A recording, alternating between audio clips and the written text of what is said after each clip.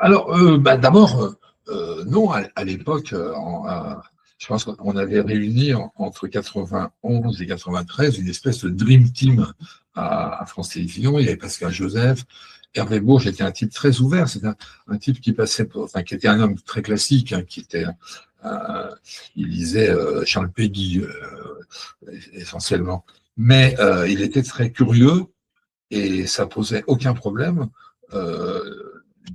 Donc, il y avait cette émission Micro-Kids, mais il n'y avait pas de. Et d'ailleurs, la nuit des jeux vidéo à la Sorbonne, c'était présenté par Pierre Tchernia. Pierre Tchernia, le créateur de la télé française, qui était déjà à la télé française en 1947, et on était à la Sorbonne avec Tchernia, et c'était un geste. On n'a pas eu, c'était une nuit sur France 3, on n'a pas eu une audience colossale, mais c'était une démarche qui n'avait posé aucun problème. Non, non, France Télévisions, on est tout à fait. On faisait pas que ça, on faisait aussi des trucs qui étaient plus ou moins réussis, hein, qui étaient des systèmes interactifs. Il y avait eu le Quizaco, il y avait eu la carte multipoint, il y avait une émission avec Karen Cheryl qui s'appelait Hugo Délire, qui était une émission interactive.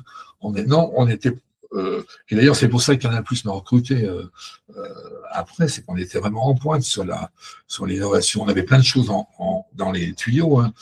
On avait lancé un CD-ROM sur l'histoire du cinéma français. Alors maintenant, ça paraît tout à fait ringard, le CD-ROM, mais à l'époque, c'était en train de sortir. Il y avait le CDI.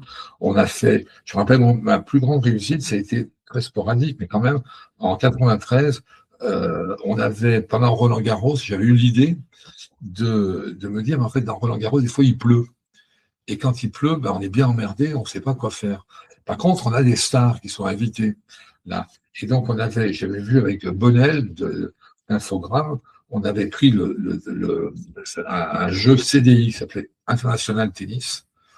Et pendant les pauses à cause de la pluie, on permettait à un téléspectateur de jouer contre une star à ce jeu de tennis. Alors, comme il était très simple, hein, avec un simple clavier de l'appareil, il n'y avait pas de portable à l'époque, clavier de téléphone, on pouvait jouer à droite, à gauche, et puis tirer, etc.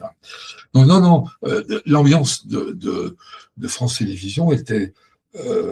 On n'avait rien à envier à Canal+, hein, c'est pour ça que j'ai été recruté d'ailleurs. On avait fait plein de choses, émissions interactives, émissions sur les jeux vidéo, nuit des jeux vidéo, et je n'avais pas beaucoup à batailler pour ça.